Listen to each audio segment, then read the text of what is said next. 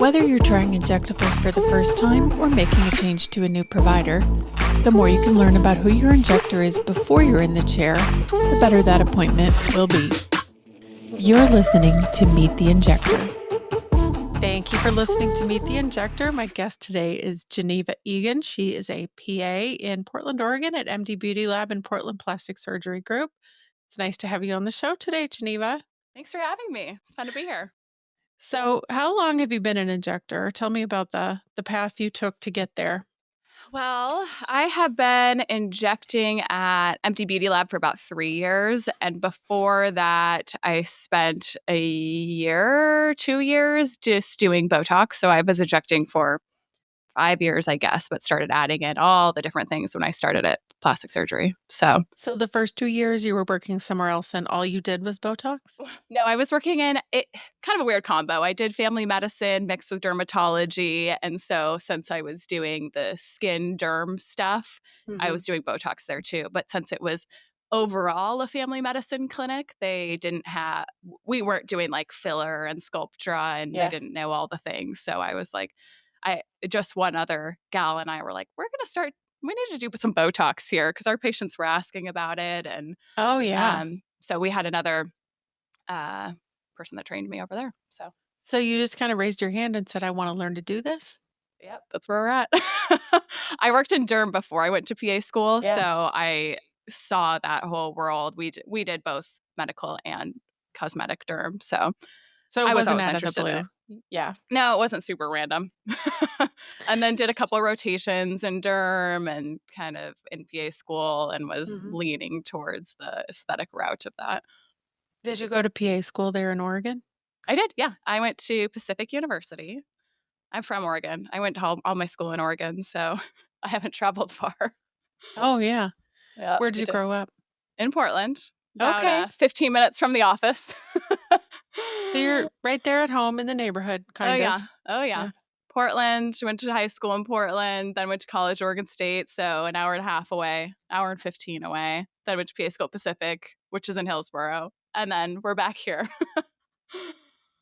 And so do you live in the neighborhood you grew up in now? No. Oh, okay. I guess technically it's still Southwest Portland, but it's a different little nook. Got it.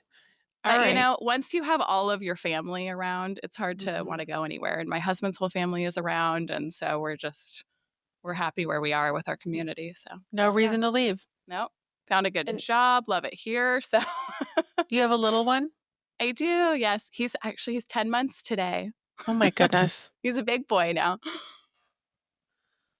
Wow. Okay. So you have a lot going on. You kind of have 2 jobs there, right? Yeah. Well, 3 including your son, but at work in the building there, you have 2 totally different jobs. Yes, we're doing at least 2 different jobs.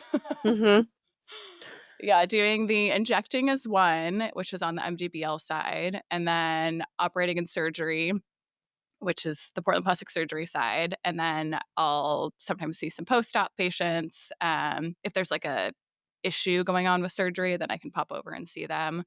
But a lot of operating, and then I run the weight loss program. So I would say that's my next question. 3 different. Yeah. Tell me about the weight loss program. How did that start?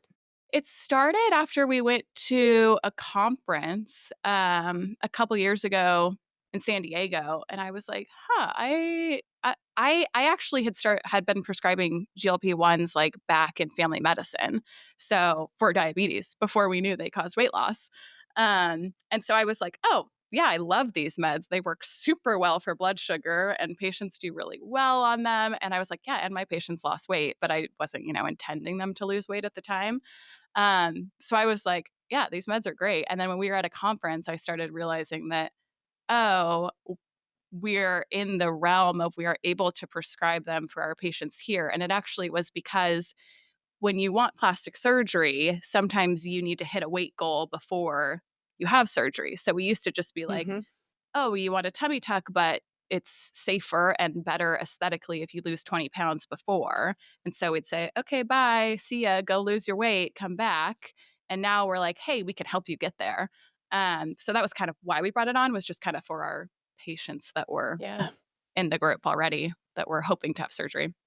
It's And then it funny. has extended now, but It sounds like the olden days when you describe it, but it was really only about 2 years ago, it was only about 2 right? years ago. Yeah. Yeah.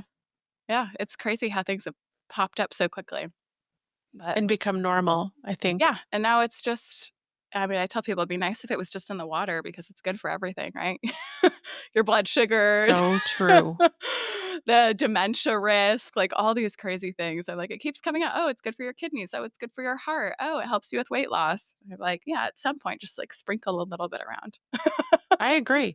And they even really stopped doing all the scary, weird side effect stories. Like those really subsided, and I don't know where they were coming from, but I'm not hearing them now. Yeah, which I say a lot. It's like it typically, when you have these like trendy medications, it comes out a little bit later that, oh, they're so bad for all of these different things. But it's interesting that it's kind of the opposite with these meds. Like, oh, it's so popular and trendy. What's going to happen? And then they're like, oh, it's good for this. It's good for this. It's good for this. Oh, and this is how it helps your health too. So it's kind of, yeah, that's fun. Mhm. So in 2 years of doing that, surely you've heard some patients say some pretty cool things about weight loss at this point. Absolutely. Yeah, patients are so happy. People just feel a lot more confident. And I tell patients too, it's not like it's this magic drug, it's a tool. So if you're not putting in the work, it's not working. I think a lot of the things out there that people talk about with the GLP-1s is that, oh, you're just like taking a shot and then you lose all the weight, but it's helping you. You have to be exercising. You have to be eating well. It just kind of gets you more in tune with your body and helps you to Mhm. follow that. So, yeah, I think it's a helpful tool for a lot of people. I've also heard it can keep you from eating enough, and that also can backfire. Like your body can just say, "Hold on." Yeah, absolutely. I mean, you have to really be on it of monitoring what you're eating so that you're hitting those protein goals and actually getting enough, which, is true of like really strict diets too, is like if your caloric restriction is too intense, then your body's like, oh, I want to hold on to all of this. And then it makes it even harder to lose weight. Or if you're losing weight too rapidly and not eating, then you're risking muscle loss, which is actually one of the bigger side effects is losing muscle. So we talk a lot about like hitting protein goals, getting those weights going so that you can combat that. But if you do it safely and it's managed well, then it's a great medication for people. Mhm. So you have really kind of 3 areas that you work in. You're doing weight loss, you're doing Botox fillers. Are there any other med spa treatments that you do yourself? Yeah. Sculptra is a big one. Oh, yes. PRP or PRFM, do some of that. What's that one Filler. for? That one, most popular is for under eyes. It's where we like draw your blood, we spin it down, we take out the plasma, the growth factors, the good stuff, and inject it right back into your face. So it's like more of a natural route to go. Adds a little bit of volume and then can help with other, stimulating collagen, stimulating growth factors. So a lot of people will do that under their eyes if they're not a good candidate for filler under the eyes or other treatments there. But you really can put it anywhere. Have you done it yourself? PRP, yeah. Yeah. I actually have done, gosh, we have to try all the things, right? So we know Yeah. what to talk about. So I can actually explain it. I've done it under my eyes a couple of times. And then I actually have been working on my hair, which is an interesting one. So I lost a ton of hair postpartum. And so now I'm getting that back on by injecting it into my scalp to stimulate hair growth. How often can you do that? So it's typically every like 6 to 8 weeks or so you do a treatment. We recommend about 3, but you kind of see where you're at. And so we're doing that. And then, to really get on top of it too, I'm also doing RF microneedling on top of that. So it's a super fun appointment. You go in, you get your scalp poked like 1,000 times. um, we do, okay, I'll walk you through it. Draw my blood, spin it down, take out the stuff that we want to re-inject, and then we inject it kind of all over the parts where I'm losing hair. So, certain people it's all over. For like me, for a lot of postpartum, it's like right here you need more. Yep. So we're injecting that. And then I go in and see Martha, our esthetician, and she will use the radio frequency microneedling, which is pretty quick. It takes like 10 minutes, and just like do that all over those spots too. So it really gets it stimulated. Does it hurt? I mean, it's not, you do topical numbing. I wouldn't say it's on your head. So painless. You have, like, is your head all greasy with the numbing cream? And then yeah. Yep. So I have to. Does it get all bloody when she does the microneedling? No, it doesn't get bloody. Okay. It just looks like I haven't washed my hair for a while. So I try to plan it for the end of the day. But I've definitely seen patients where I have like this greasy scalp afterwards. And it doesn't, like, you don't look weird except that it's greasy. It's not like there's blood or like, I don't know, discoloration or like swelling or anything that looks crazy. So I will walk in. Put a hat on, like if you're a regular patient. And if you're a regular person, for sure. I mean, I just stroll up in a in a sombrero into my patient's room. No, I just walk in and I'm like, I promise I washed my hair, but this is a treatment that I'm doing. And most patients don't fault me for that. And then you wash your hair and you're fine the next day. And is it working? Yeah. Oh my gosh. Yeah. Yeah, I'm taking before and after photos. So I'm like, okay, baby's 10 months now. And so I don't think I started until 6 months postpartum or so. So it's been maybe 4 months. But I took some photos before, and I took photos at like 3 months, and it's already has helped a lot. And then you could probably feel it too when you touch your hair. Oh yeah, for sure. We'll see how it ends up, because I'm going to take more photos, I think, at 6 months, and then I'll share to the world. And then are you also taking Nutrafol too? And I'm taking Nutrafol. Yes, that was my next thing. Yeah, the whole package. Okay, I know what Nutrafol is, but why don't you tell us so we know? Yeah, so it's a supplement that is for hair. So all we used to really do was tell people to take biotin, which doesn't do all that much for hair growth. So Nutrafol helps stimulate hair growth, helps to keep your hair stronger so you're losing less of it, helps to keep it in the cycle where it doesn't fall out. So Nutrafol takes a while too. It's like 3 months until you maybe start noticing. They say about 3 months till your hairdresser starts to notice changes, and then 6 months or so till the general public will start to notice. I love it. People walk by you on the street and go, wow, look at that hair. Yeah, that's what I'm hoping to get to. I mean, my hair is getting longer, but it was like bald patches. So people are like, oh, your hair's so long. I'm like, really? Oh, but don't look at this. It was crazy. You had bald spots? Like, I mean, yeah, if you kind of pull your hair back, it was like little bald spots. It was crazy. Oh my gosh. Yeah, it was terrifying. But luckily there are treatments out there. So if anyone else is scared. Nutrafol makes a postpartum. They make a postpartum supplement. Yep. And then they make a regular women supplement. Yeah. So I was getting it. We didn't carry it here. And so I was buying it for myself on my own.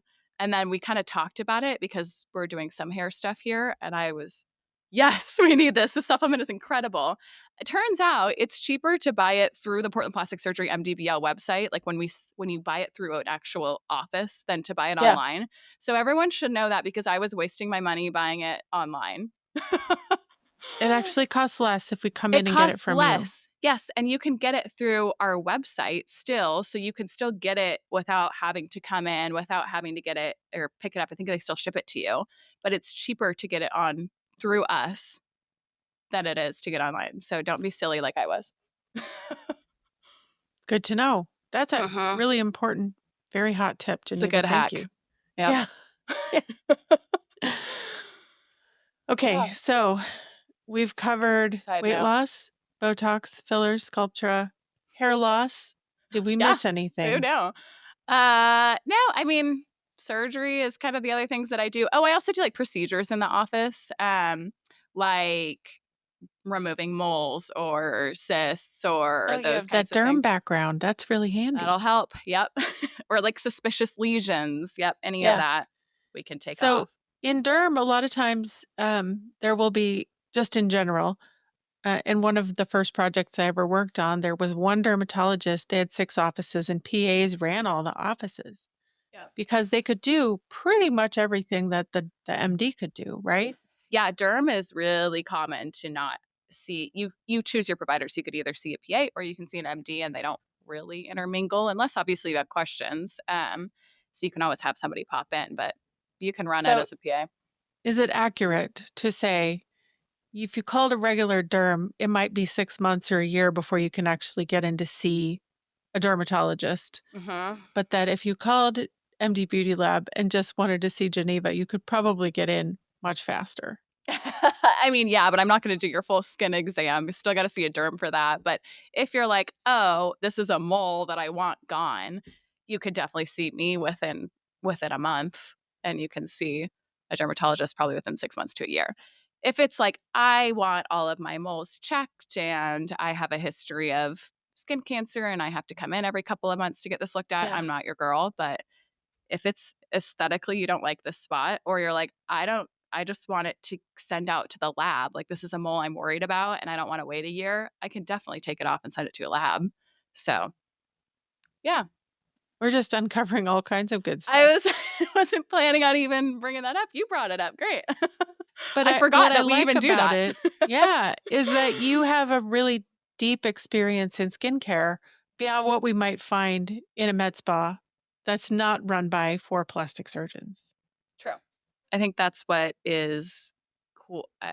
Cool about MDBL is that we are with a plastic surgery office. So we have Yeah. that expertise. So yeah, I mean, is it pretty common that a patient will come in for Botox and then they're like, I don't really like this like spot right here. Can you just Make it zap go it off? away. And I'm like, actually, that looks like a spot that needs to be surgically removed. So we're going to schedule that for in the office procedure room. I'll take it off then.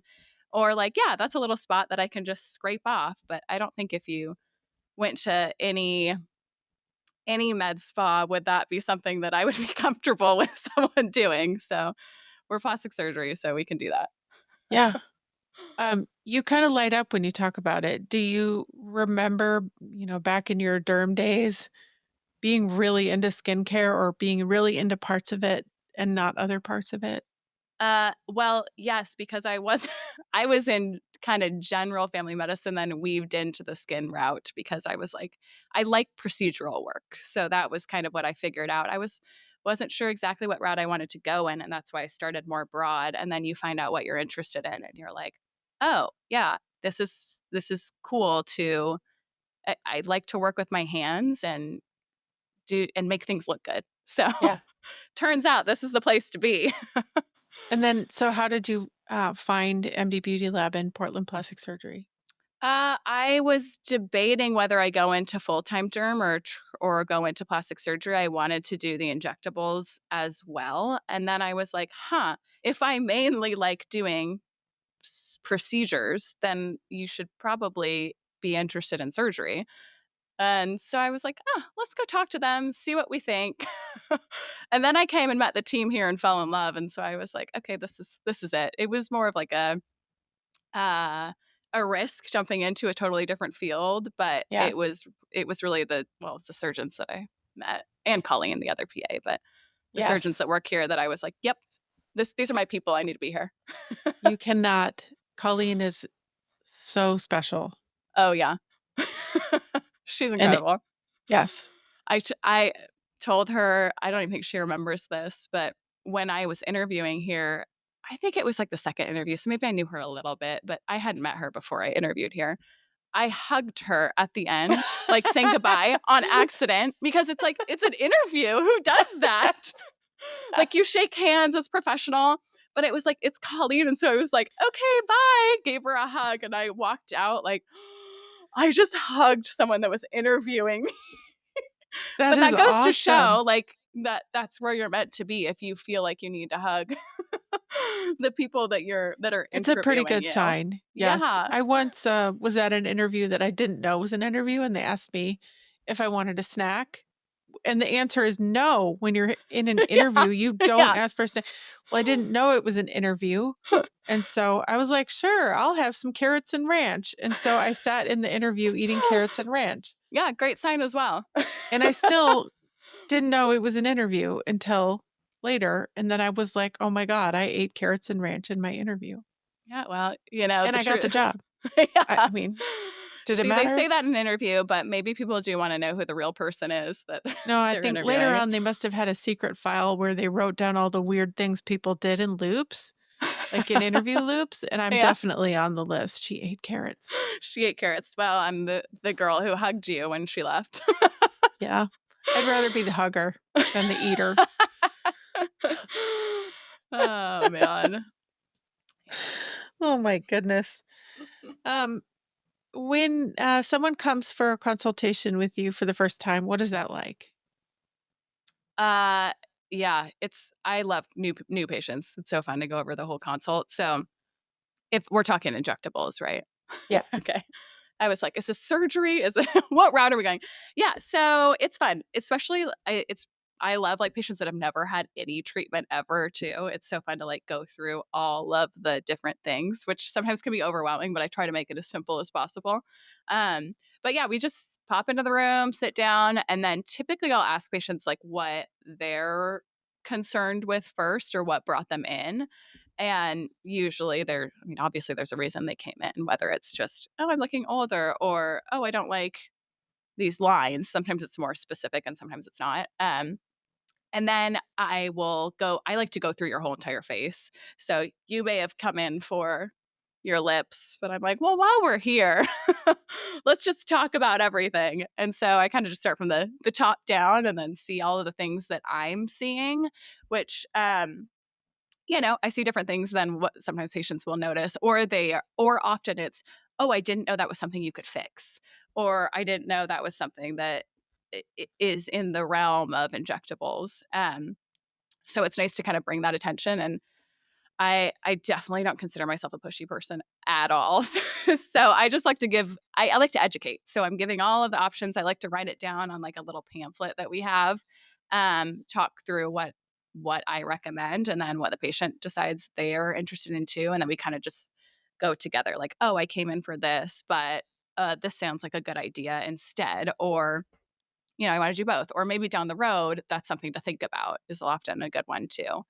And Do then, you will treat on the same day as the oh, for sure. consultation? Yeah. Yeah. Yeah.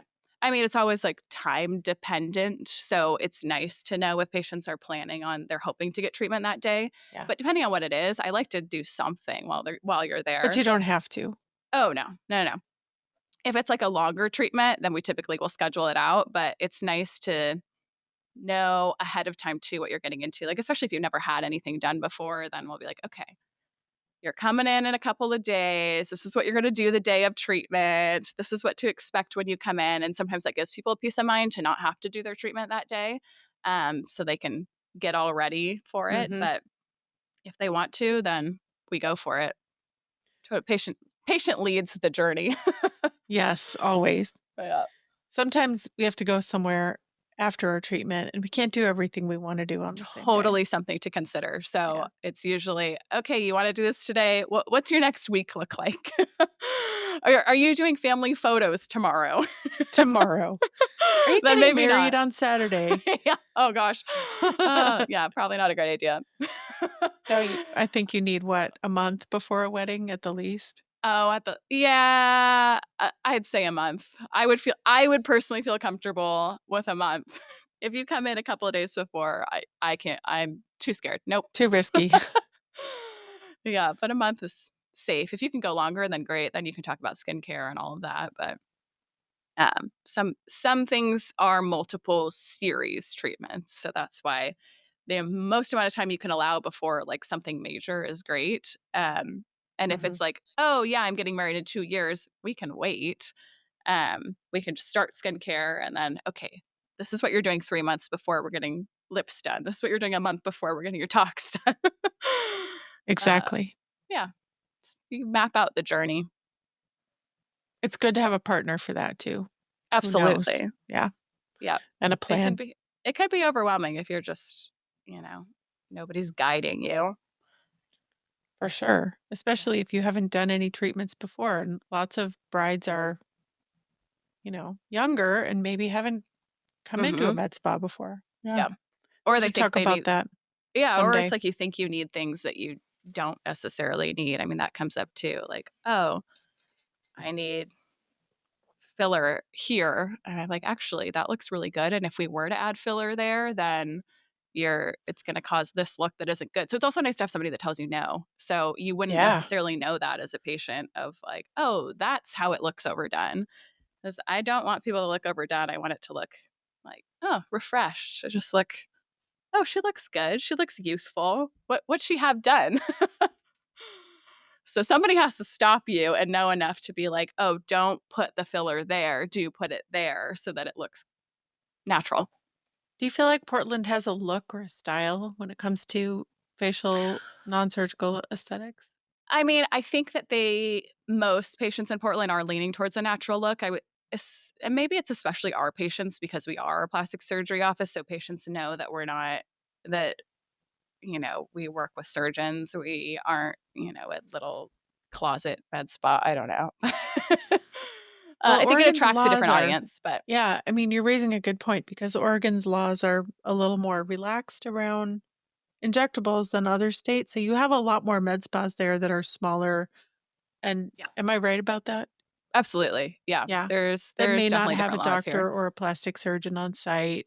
Totally. And there are Um, some incredible med spas and that don't have mhm. that, but it's just, you have to be diligent about who's going to be your injector and where you're getting treatments done. So, What it's questions would you ask if you were going to see a new injector? good question.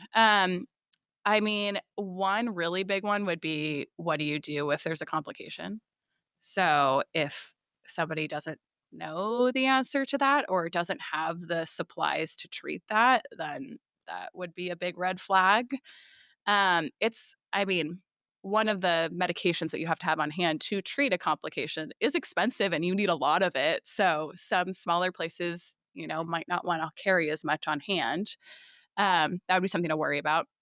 Another big one is making sure that there's somebody you can get a hold of after hours. We are a plastic surgery office, so if there's a complication, you can get a hold of us in the middle of the night. I mean, I don't know if that has happened here, but it happens. I mean, we're on call on the weekends. I answer the phone on the weekends. So if there's an emergency, it's nice to know there's somebody you can get a hold of rather than if you don't. I mean, I guess I don't know. I haven't worked in another med spa, but I don't know if they have somebody on call I don't 24 know hours either. a day.